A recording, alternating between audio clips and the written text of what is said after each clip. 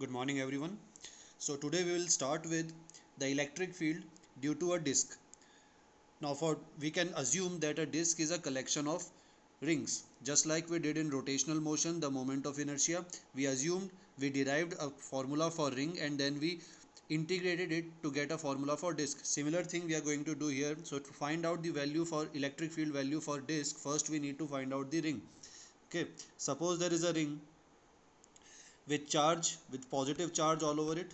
Okay, and let this be the center O, a point P at a distance x from the center. Let the radius of the ring be r.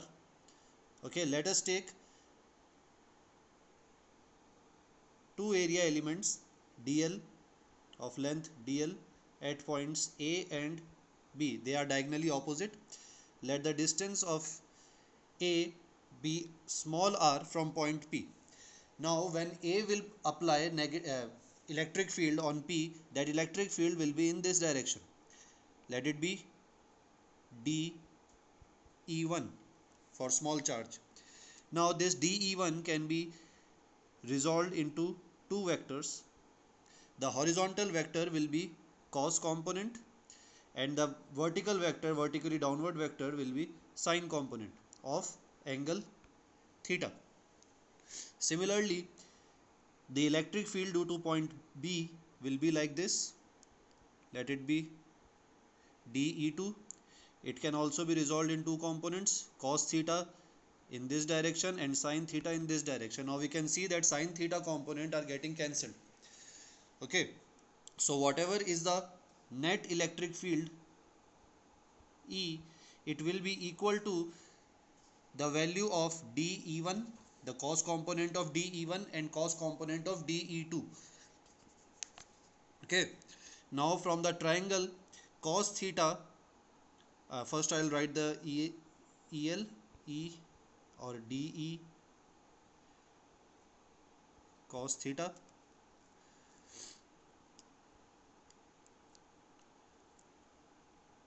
This will be equal to 1 upon 4 pi epsilon naught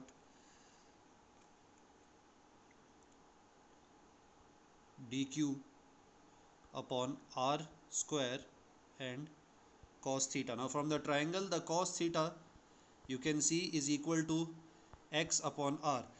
So when we put the value of cos theta here, then in the denominator we will get r cube. Also dq is equal to lambda dl. I'll write it in next page. dq equals to lambda dl, where lambda is the surface charge line charge density and cos theta equals to x by r. Now including both of these in the formula for E, we get lambda x upon 4 pi epsilon naught r cube dl. Now in this, the integration that has to be done will be with respect to dl. So integral of dl, because it is a ring, will be equal to 2 pi r. The ring is circular, the circumference will be 2 pi r. So integral of dl is 2 pi r. So I am writing directly here lambda x 4 pi epsilon naught r cube, and instead of dl it will be 2 pi r, capital R, because capital R is the radius. Now this 2 pi r, it is actually equal to the total length of the ring or the total circumference of the ring. If I multiply this total length of the ring with line charge density lambda, then what we will get? We will get the entire charge on the ring, that we can consider capital Q or small q, whatever you feel right. So applying this, we get E equals to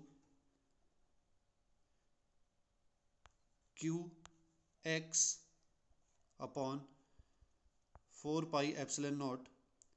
Now in the denominator we have r cube.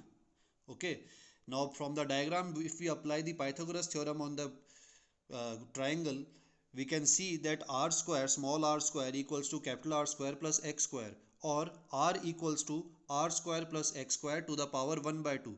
Since there is a 3 already here, then the denominator r will be equal to r square plus x square to the power 3 by 2.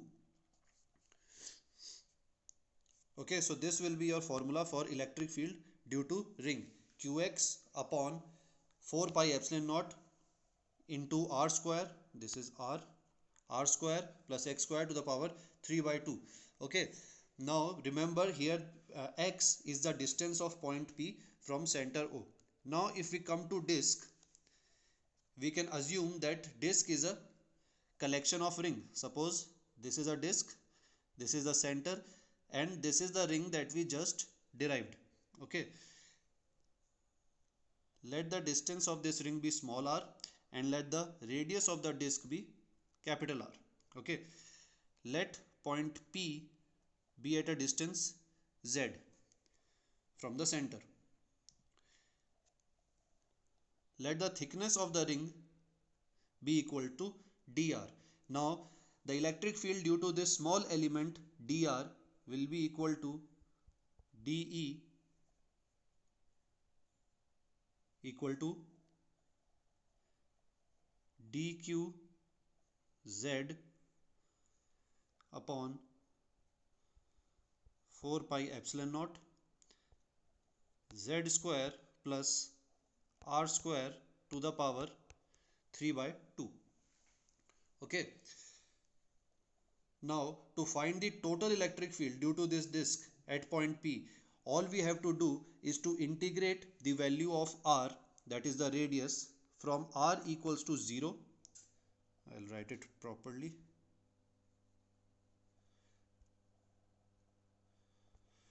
R equals to 0, which is the center of the disk, to r equals to capital R, which is the circumference of the disk. So if we simply integrate this given equation from r equals to 0 to r equals to r, we'll get the expression, we'll get the electric field due to the entire disk. Now to do this, first we have to find out the surface charge density of the disk. Now it is not a line like we took in ring, it is a surface. So dq equals to sigma dA. Now dA here is the area element, the area of the taken ring. Okay, so if dr is the thickness of this ring, then dA will be equal to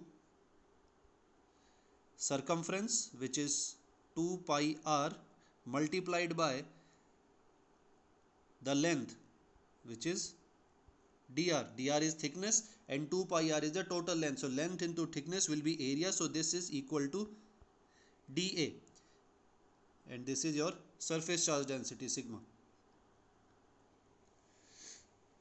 So if we put all these things in the equation, you can find that E equals to sigma z upon 4 epsilon naught integral from 0 to r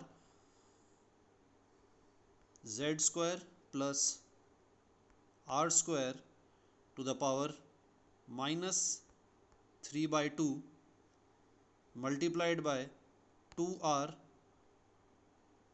dr.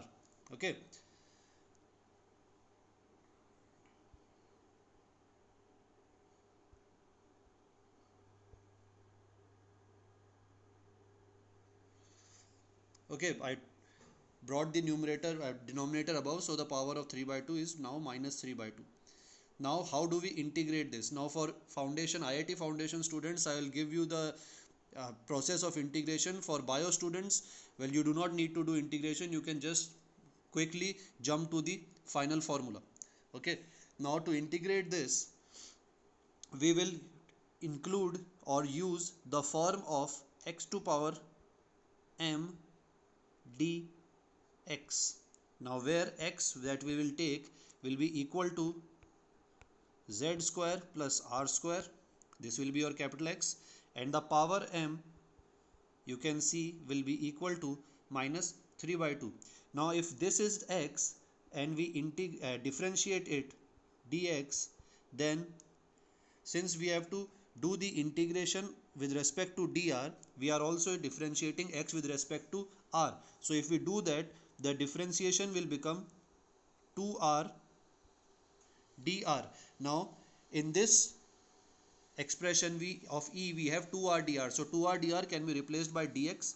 Okay, z square plus r square can be replaced by x, and minus 3 by 2 can be replaced by m. So if we do this, we will get E equals to sigma z upon 4 pi 4 epsilon naught, this is a constant, integral of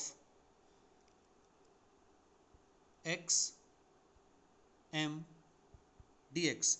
Now if we integrate this, we will get,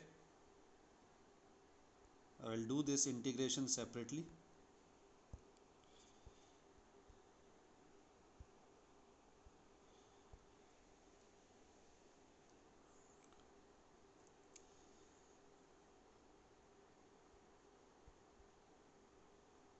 Equals to x m plus 1 upon m plus 1. This is our normal formula, general formula for integration. If we do this and put it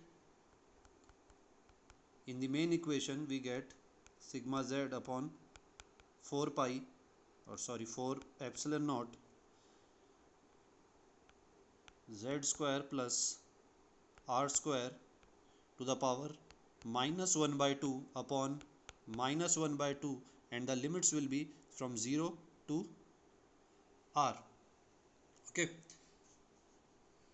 now if we solve this, if you put the limit and solve this, you will get the formula, the final formula for electric field, which will be equal to sigma upon 2 epsilon naught 1 minus z upon